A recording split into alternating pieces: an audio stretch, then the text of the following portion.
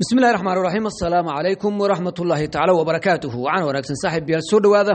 warbixintan gaarka waxaan ku eegi doon hadii la ka dhigo dagaalkii gobolka bariga dhexe ka soconayay oo markan qarka u saaran inuu isku bedelo dagaalkii saddexaad ee dunida sababtu maxay tahay barnaamijkan ku soo qaadan doon hadii la ka dhigo waxa kale barnaamijkan ku soo qaadan doona warbixin xasaasi ah oo uu qoray mid kamid ah warbaahinta uga afka dheer dhulka maamulka gumeysaha waxa kale barnaamijkan ku soo qaadan doon hadii la ka dhigo iyo warbixintaasi waxay tahay waa mid xasaasi ah oo xiiso badan ee daawada hamoogaan dhinaca kale waxaan barnaamijka ku soo qaadan doonaa maxay qaar ka mid ah ama in badan oo shacabka Israa'iiliyiinta ah ay u diideen in ay galaan markaas barnaamijka dhulka hoostiisa ama waxa loo yaqaan malaaja ama goobaha gantalada lagaga dhoonto way diideen waa maxay sababtay u diideen ma waxa jira hawlo kale iyo wax kale qarsoon barnaamijka ku daawado doontaan hadii la ka dhigo maxay filayeen madaxda Israa'iil iyo dawladda wadanka Mareykanka dagaalka ka hor haddase maxaa soconaya sidee bay suurtagal u tahay in dagaalka u joojin karaan warbixinada ugu dambeeyay laga qoray ayaan barnaamijka ku soo qaadan doonaa la ka dhigo waxa kale barnaamijka ku soo qaadan doona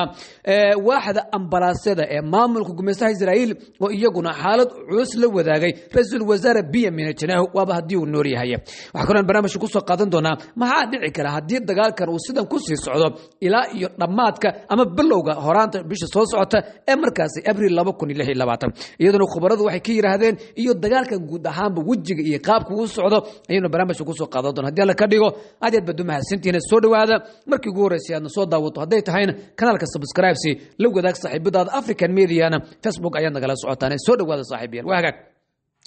markii ugu horeyso aan ka bilowno dagaalka gobolka bariga dhexe waan u imaan doonaa warbixinta xasaasiga ah oo qoray wargeyska la yiraahdo Yedicood Axranood ayaynu imaan doonaa oo runtii muruga iyo culays tar badan oo ka muuqanayo laakiin gudaha Israa'iil ku saabsan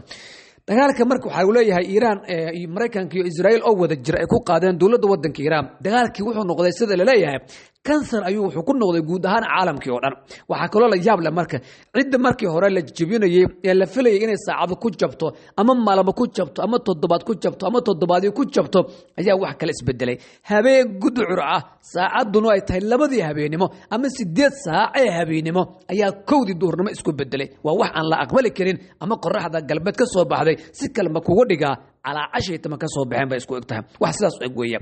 إيران مركب وحالة هي مريكان كيو إسرائيل هوش ويكون تاي عيال الله محايا لي قرشين للدقي سدر ما أحين لكن قاركم دو خبرة وحليهم طبعا رئيس الوزراء ما ملكو جمستوه وأوجا سدر إني وحود عيان إيران أنا سهلنا وأوجا لكن السوق ما دام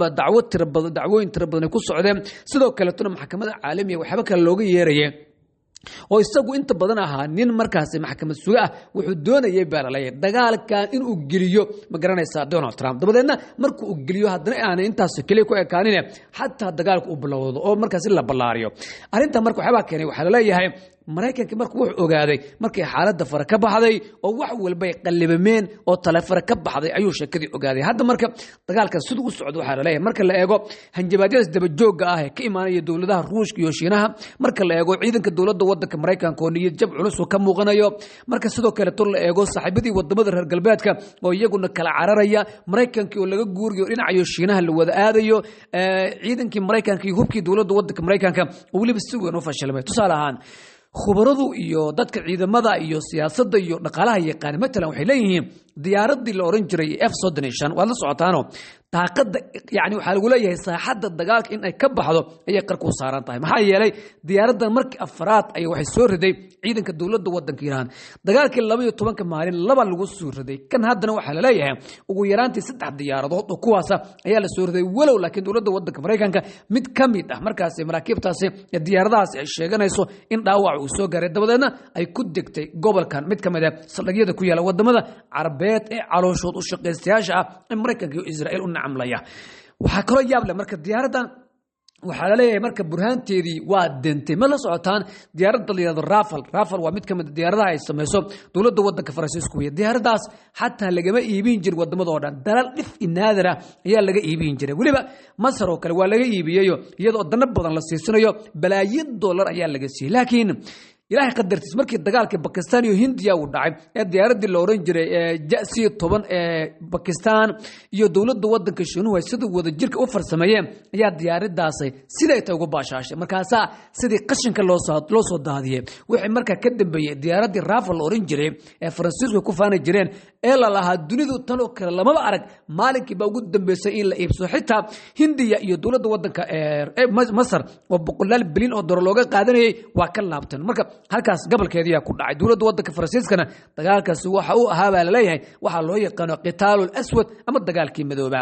hadda marka hadana dagaalkan soconay waxa la leeyahay waxa ku dhimatay diyaaradii la oran jiray F-35 waliba diyaaradda F-35 dhowr qaab ayaa loo sameeyaa Israa'iil qaab la siiyaa dabcan mid Israa'iil laga iibiyo boqolkiiba 99 waxay la mid tahay la oran karaa tan ay Mareykanka isku difaacayaan ama looga talagalay wadanka Mareykanka lagu difaaco laakiin wadamada Carabta kuwa laga iibinayo boqolkiiba 85 ay tayo ahaan iyo electronic ahaan ay ka hooseysaa inkastoo aan laga wada iibinayno Saudi Arabia dhawaantan la yiri wax u eg ba laga iibinaya laakiin maxaa la iibinaya waxaas intaas kaaga daran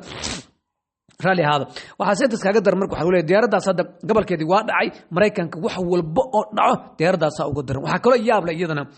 markabka la yiraahdo Abraham Lincoln isaguna waxa la leeyahay guud ahaanba sida uu sheegayo afayeenka ciidanka ilaalada kacaanka Maxamed Ali Maxamed wuxuu leeyahay guud ahaanba maraakiibta dagaalka nuclear-ka wada ee afarta ahaa mid kamid ah Abraham Lincoln la yiraahdo guud ahaanba dagaalku waa ka baxay ayuu yiri waxaan ku kalafnay buu yiri inuu Mareykanka dib ugu laabto waxa kale oo isna jira dhawaanta mid la yiraahdo Gerald Ford la yiraahdo isaguna Iran gantala la heleen hubkii Mareykanka waxa lagu leeyahay yaani dagaalkan Iran wuxuu noqday yaani maqbar al-ghuzaa al-silaah al-ameerikiya يعني wuxuu noqday goobtii Mareykanka iyo hubkiisiba lagu jabiyay ay noqdeen ma aha waxa jabay oo kaliya ciidanka Mareykanka kaliya ma aha Israa'iil oo kaliya ma laakiin wixii gantaalo ahaa wixii diyaarado ahaa wixii maraakiib dagaal ahaa ee ay dawladda wadanka Mareykanka boqolkii sano ee la soo dhaafay ku dadaalaysay waxa lagu leeyahay ceebtaas ay dhaxleen waxa haray oo kaliya diyaaradda la yiraahdo B-52 iyo B-2 oo kaliya ayaa u haray kuwaas oo iyagu laftirkooda xitaa gobolka bariga dhexe aan lagu aaminaynin Mareykanka mooyee meel kale aan la dhigin marka kuwa laftirkooda ayaamaha soo socda waxa la leeyahay xalkooda ayaa la helayaa marka arinta marka dagaalka wax u muuqata waxa la leeyahay wajigabax fool xun dhanka dhaqaalaha militariga qalabka tiknoolajiyada mukhaabaraadka waxba yaab kale waxa kale in la leeyahay waxba khubarada Mareykanka ay gacanta ka taagan iyo Israa'iiliyiinta iyo reer galbeedka oo dhan waxa kamid ah gantaaladan guuxooda ka dheeraya waxa kale ka sii daran taariikhda markii ugu horeysay baa la arkay gantaal inta kale hal gantaal noqonaya laakiin markuu hadafkiisu dul yimaado 5 gantaal ma aha 4 ma aha 6 ma aha 100 ilaa 200 oo gantaal ilaa 70 gantaal noqonaya marka habeenkii xalay ahaana wuxuu kamid ahaa gantaaladii lagu arkay bay kamid ahaayeen magaalada Tel Aviv oo dhan iyaga ayaa ifiyay hadda halkii kamid ah 10 kilomitir ayay kala firdhinayaan marka waxa halka mar Iran ay weeraraysaa yaani waxaan maqli jiray 13 equal 1 13 hal lamid ah hal gantaal hadda waxa la marayaa 1 equal 100 baa la marayaa ama 200 yaani hal gantaal oo 200 oo gantaal lamid ah marka waxa kale iyana yaab leh oo xasaasi ah oo soo baxay nidaamkii difaaca ee gantaalada ama qubal xadiidiya ama saad loo oran jiray guud ahaan Israa'iil gabaabs inuu yahay wada socotaan barnaamijkii kan ka horeeyay kula wadaagayo saraakiil badan oo ciidanka Israa'iil ka tirsan ayaa lagu qabtay iyaga oo la wadaagay xogtiisa muuqaal ka duubay kala furfuraya waxa uu yahay goobaha yeelan oo dhan sharaxay waana sababta Iiraaniyintu waxa la leeyahay inta badan dukum daakum baa laga dhigay baa oo Iiraan ayaa weerar culus ku qaaday gantaaladaas ay qubal xadiidiya iyo saad la yiraahdo iyaguna ay markaas saxada dagaalka inay ka baxaan ayay qarku saarayeen tan kale maxaaba bixid keenaya waa u dhamaata la leeyahay way dhamaadeen markii hore inta looga soo talagalay waxay ahaayeen bil iyo 2 bilood ayaa looga talagalay laakiin hadda inta la gaarin bay sii dhamaanayaan waayo halka gantaal oo 100 gantaal noqonaya ama 70 gantaal noqonaya ama 10 dhowr madax yeelanaya ee mid walba meel gooni aadaya wax ayaa ka hortagi kara marka Israa'iil waxa lagu leeyahay hadda waxay go'aan ku gaartayba gantaalada Iiraan ka hortagooda in la iska daayaba hadda la soco gantaalada in Iiraan soo gaaraan waa inay ka soo gudbaan 5 lakab oo lakabka Faransiiska Ingiriiska Jarmalka NATO oo dhan ay ka soo gudbaan haddana Mareykanka ka soo gudbaan maraakiibta badda casi badweynta Hindiya iyo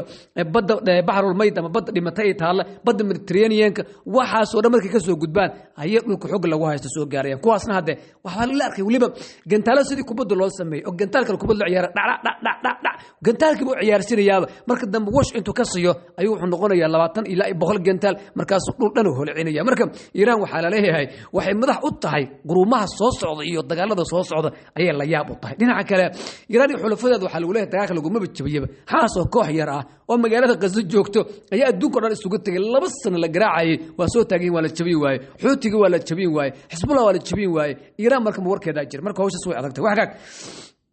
aan u galno marka warbixinta yaabka leh ee uu qoray wargeyska la yiraahdo Yadicood Axranood wargeyskan wuxuu kamid yahay mid kamid ah wargeysada ugu afka dheer ee maamulka gumeysto Yadicood Axranood waxay leedahay sarkaal sare iyadoo soo xiganaysa amniga waliba dhinaca